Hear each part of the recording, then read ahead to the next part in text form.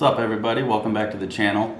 We're going to be doing a build series for the Traxxas / two-wheel drive unassembled kit. This is going to be broken down into a little mini part series, that way the video is not overdrawn and 2 hours long for you guys. So hit that subscribe button, hit the bell next to it, that way you're getting notifications when all the new videos come out. Feel free to follow along on Facebook, Instagram, and Twitter for some behind the scenes photos and updates and stuff like that. Blah, blah, blah. I'm talking too much. Without further ado, let's get to it.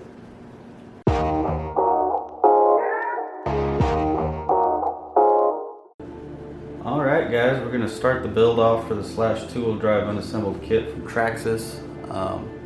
If you couldn't tell by the title of the video that you chose to click on, or the bags that I've got sitting on the table, first step in the manual is differential assembly and then the shock assembly, and those are each just a little one-page deal. So we're going to tackle those both in one video.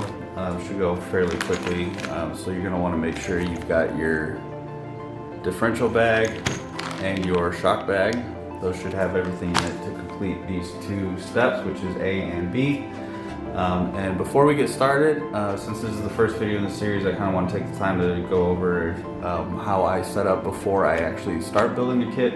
I like to have my workspace all situated. I've got all my tools laid out here.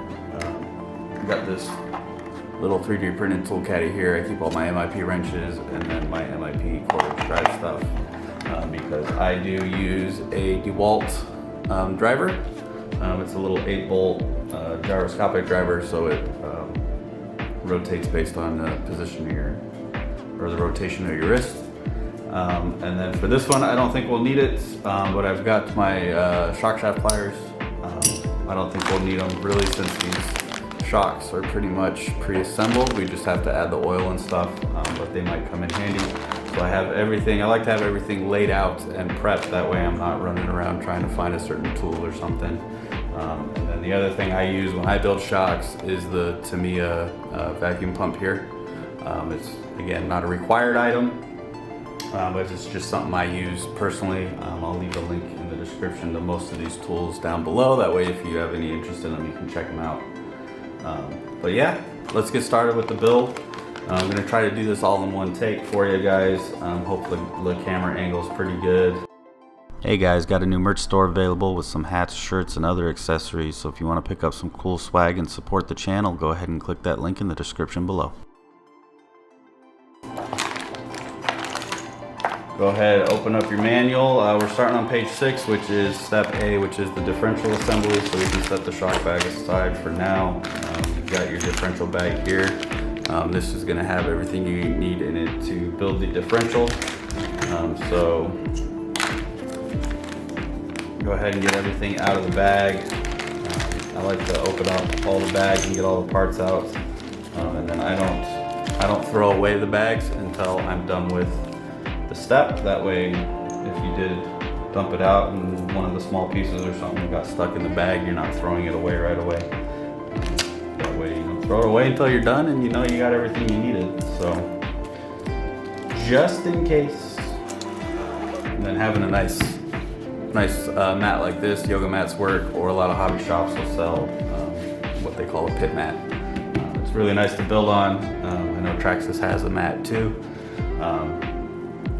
Keeps if you're just working on like the hardwood table, it keeps your your screws from bouncing. Say you drop a screw or something and it hits the hardwood and bounces out of sight. You're less likely to lose stuff, so it's nice. We've got the what Traxxas calls their thrust bearing grease. That's going to be used to grease the diff. But we're going to go ahead and get started here. So A1 is to start with your sun gears. So you're going to take the big diff gear here, slide your sun gear through it, and then you've got the smaller of the pins that come in the package. You've got one that's smaller. You're going to put that into the hole on the sun gear there. Nice small set of pliers comes in handy when building diffs. Sometimes it's hard to get your fat fingers in there. that in there, and then we're gonna prep all the planetary gears. We gotta do 4 of these, so you take your pin and you slide a gear onto each one of these pins. Hopefully you guys can see what I'm doing. My hands and stuff aren't in the way. But you got all 4 of your gears set up there. And then we're gonna go ahead and prep them into, you can see there's 4 holes inside here, just around the sun gear on the downside in there. All these shafts are gonna slide into there with the gears on them. Again, if you need pliers, that might come in handy. We've got 2 raised holes and then 2 holes that are kind of sunken down and more a little bit. That's going to give you the offset of the gears to make contact with all the sun gears. You're going to have a sun gear on the other side. You just want to press those into the holes. If my camera would focus, there we are. And you can see 2 are raised and then 2 are sunk down, or vice versa. But yeah, the 2 lower ones are making contact with that lower sun gear, and then your upper sun gear, which is going to get put in next after we apply a liberal coat of their grease on all the gears. So go ahead and puncture the cap on the grease, and then put a nice amount of grease in here. Just keep in mind that this is not a sealed differential, and this is actually why we're using grease instead of like a differential fluid, because this is not a sealed case. So you just want to make sure there's an ample amount of grease in there. Yeah, and that's about the amount I put in. Focus. But just a liberal amount. Quote from their manual. And then you can put the top sun gear on. Again, it's going to go on that little pin that we put in the first time, so both sun gears are attached to the same central shaft. And then you've got your cover plate. So you can see there's 2 sides of the cover plate there. One's got those little nubs on it. Those nubs are going to go down, and you just want the flatter side facing out. And then there's 2, see this on the camera, but there's 2 notches on there. You can see that notch right there on the outside, right there. You're gonna have to line those up with the notches in the planetary or the differential housing gear. So you want to line those up. You can see there's some markings on the case there. Make sure you line those up, and then you should be able to push it in flush. Again, this not being a sealed, there's no O-rings or seals or anything. So if you did overfill it with some grease, some of that grease is gonna come out the sides here. And then we're gonna use the screws. And we are gonna close this thing up. Just get them started on a low setting on my chuck here, and then I'll tighten them down once they're all in.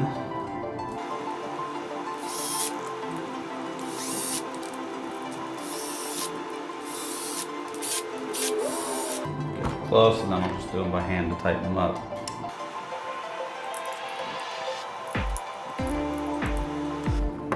Alright, that step was pretty simple.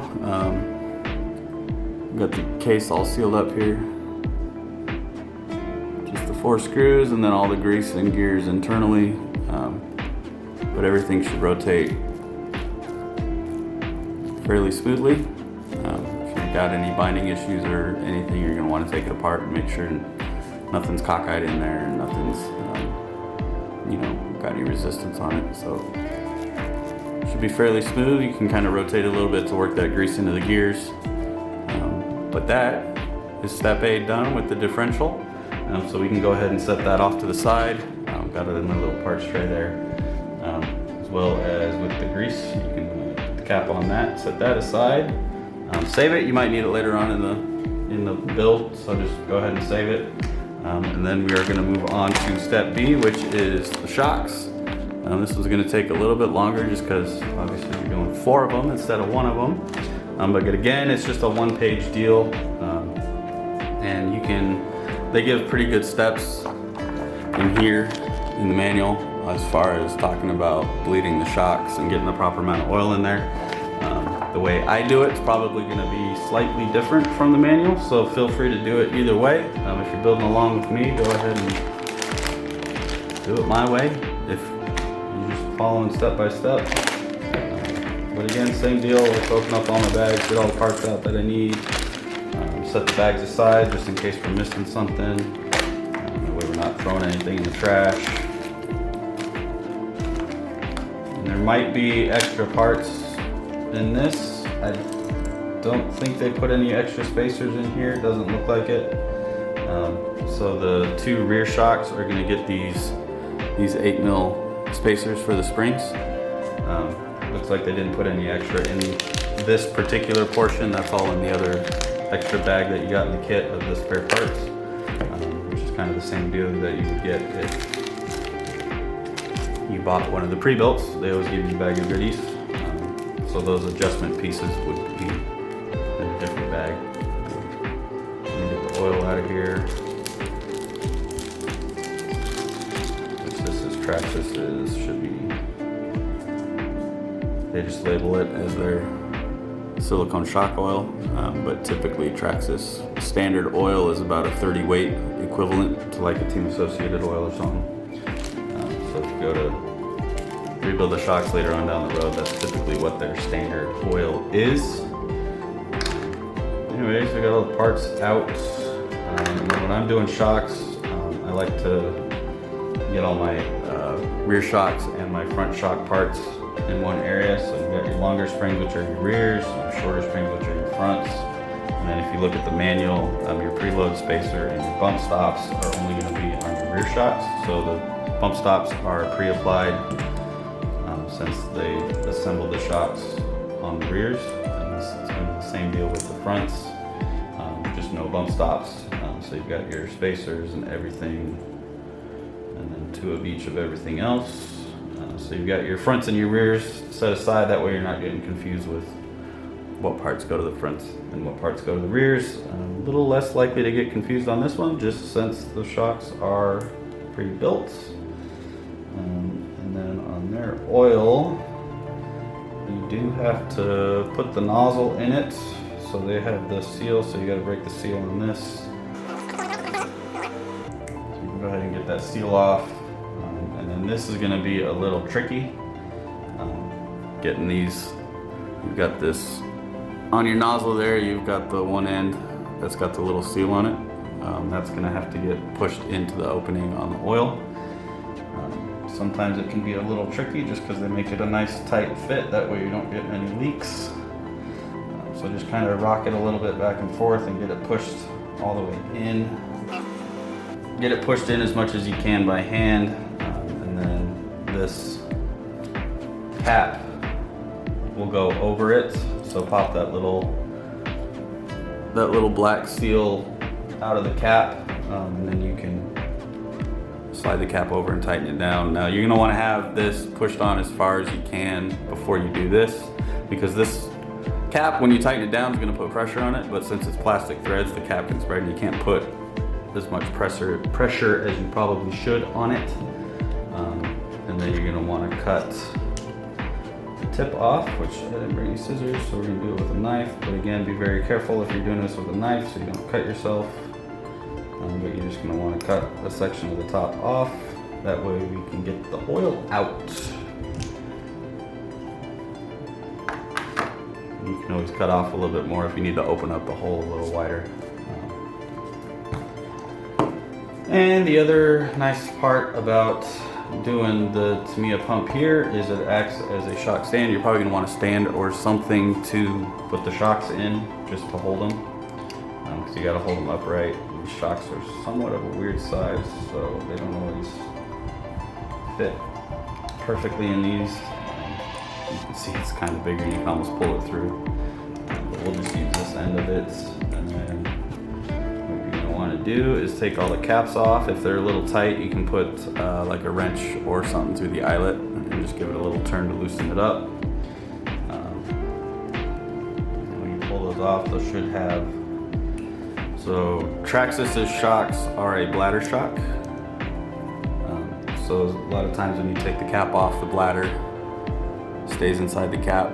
So you want to be careful getting it out. You don't want to puncture or anything, but you'll want to get that out of the cap because you're going to need that outside of the cap when you go to bleed the shocks and put the caps on and seal them all back up.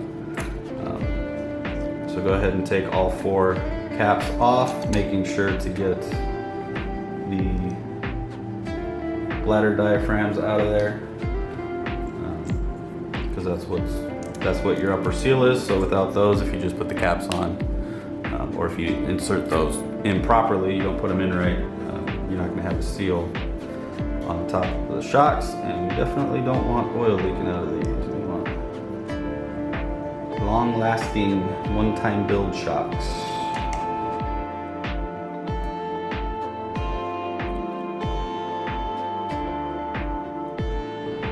Alright, now we got all 4 of those taken apart, we can start putting some oil in them. You're going to want to go ahead and fill most of the way up. Don't go all the way to the top yet. We're going to have to get a lot of air out of there. We don't want anything leaking over the side yet.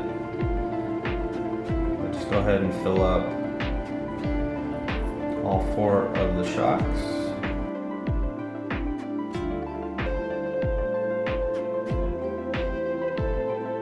Alright, and then once you got all 4 of them filled almost all the way to the top, you're going to want to take each one out and kind of work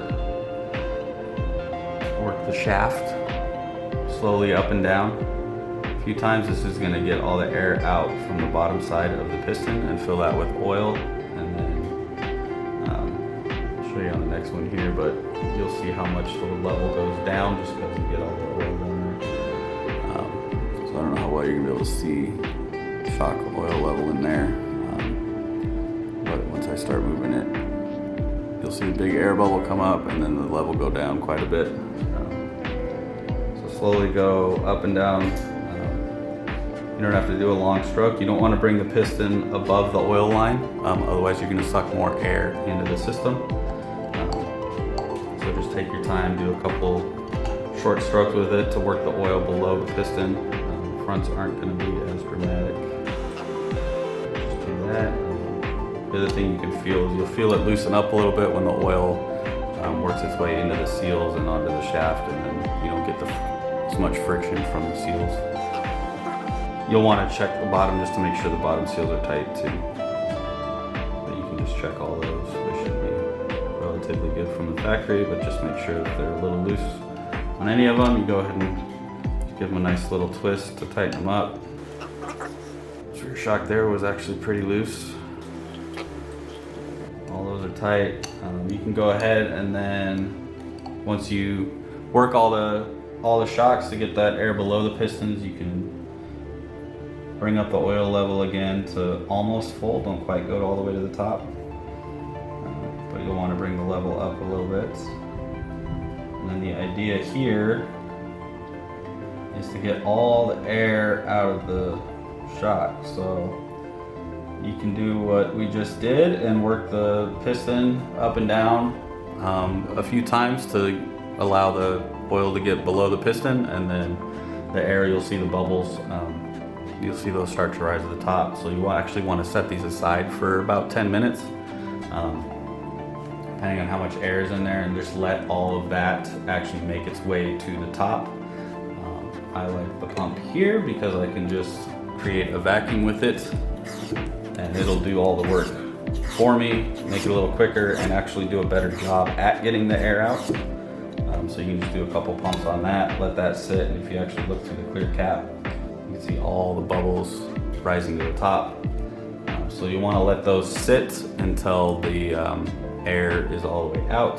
You definitely don't want any air in it, otherwise you get a air pocket in there and your suspension doesn't act the way it should. So the best built shock is the one with zero air in it.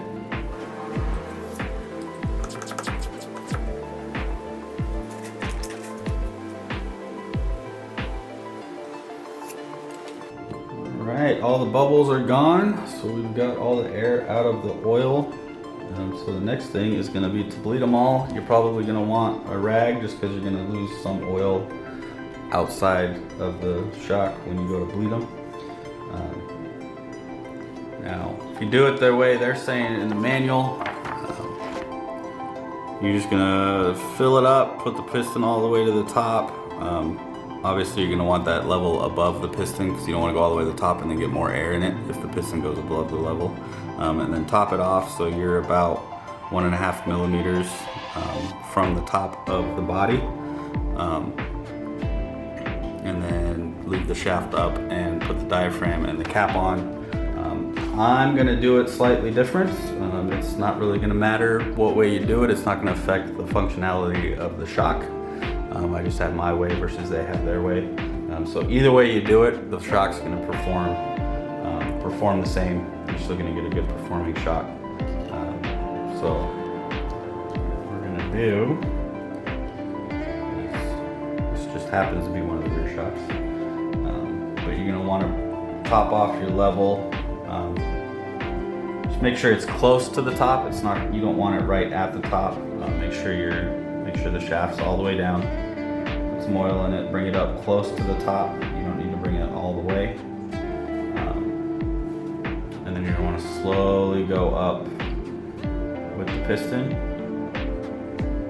You go up too fast, you're just gonna make a mess with the oil getting everywhere. You gotta give it time to bypass the piston and go to the bottom side of it.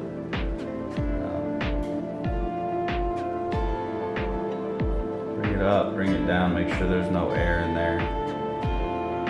And then with it all the way down, what I like to do is I rock the bladder in from the side and then kind of hold it there, and you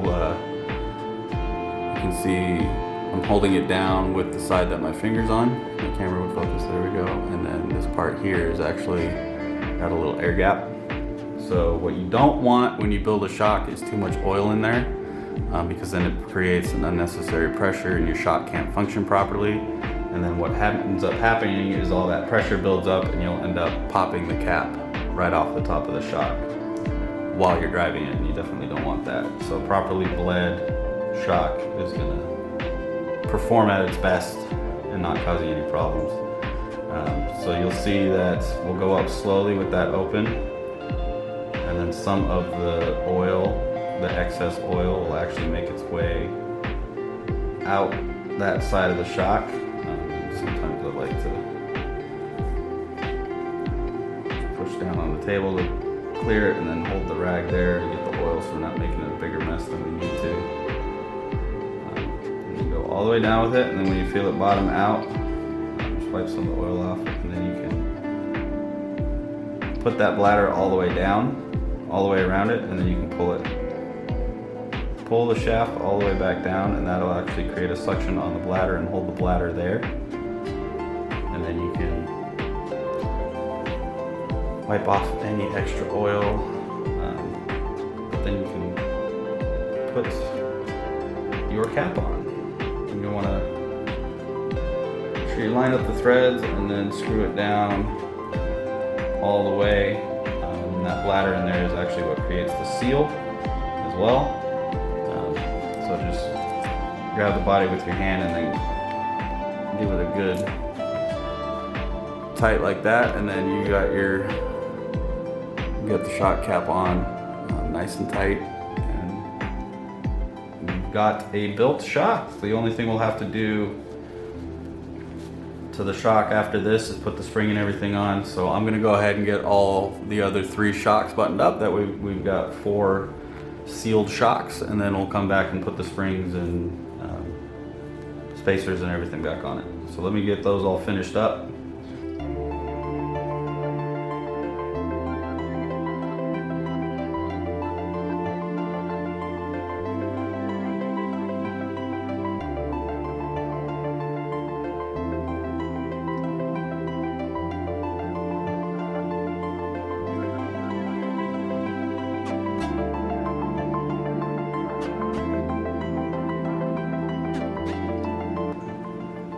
Let's see, so I've got all 4 shocks filled.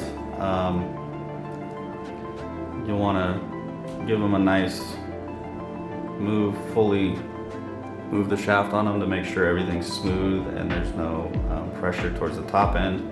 If you do have a little bit of pressure and you can't put the shaft all the way up, you'll definitely need to re-bleed it because you have too much oil in the system. So the nice thing about bladder shocks is they're very easy to bleed. They're one of the easier style shocks to bleed. So if you do have to redo it, it's simple and you just get a little bit of extra oil out and redo it. So, but you can also tell either if there's too much oil, if you can't go all the way up, or you'll get towards the top and you'll feel like a little air pocket. You'll feel it really loosen up towards the top, and that will let you know that you have too much air in the system, and you'll definitely want to re-bleed it to get that air out of the system. But now that those are built, you'll want to get all your shocks laid out, so you'll have your fronts and your rears. Obviously the shorter ones are the fronts, the longer ones are the rears. The longer ones have the bump stop on them. And then we'll start putting the springs on. So the rear shocks have the bump stop, as well as you're going to use this spacer. So you can pop those on. Spacer's going to go on first. You can either pop it on like I did the other one or slide it from the bottom since there's no spring on it yet. But basically you're going to have the bump stop, or the spacer rather, sitting at the top there. And then you've got your upper collar, your spring retainer for the top. You can slide that on, and then you're going to slide the spring on. Now these are their progressive rate springs, and it shouldn't matter what way they go on. What way you orientate them is not going to matter.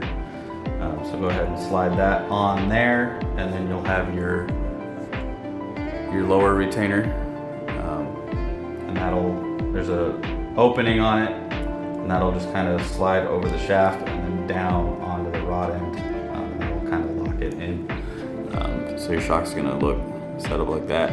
You've got your preload spacer, your upper retainer, spring, and then your lower retainer, which slides down over that rod end. So this is your lower retainer. You can see that groove in it. That just slides over the shaft and then down onto the rod end to lock everything in. So go ahead and do that for both rears, and then the fronts are going to be the same. You're just not going to have the preload spacer on them. So build the fronts the same as the rears, just without the preload spacer. So you can just do your upper retainer, spring, and then lower retainer. And after you get the fourth one done, you have officially built 4 shocks for your Traxxas flash kit. So we just built the differential and all 4 shocks. That's going to wrap it up for this video. I hope if you guys had any questions or doubts when you were looking at the manual on how to build it, I answered all those questions and made it fairly simple for you. That's going to be it for video 1. So if you like the video, hit that like button. Definitely subscribe if you're looking forward to the rest of the build. And hit that little bell button so you get notifications when all the new videos come out. As always, thanks for watching, and I'll see you in the next one.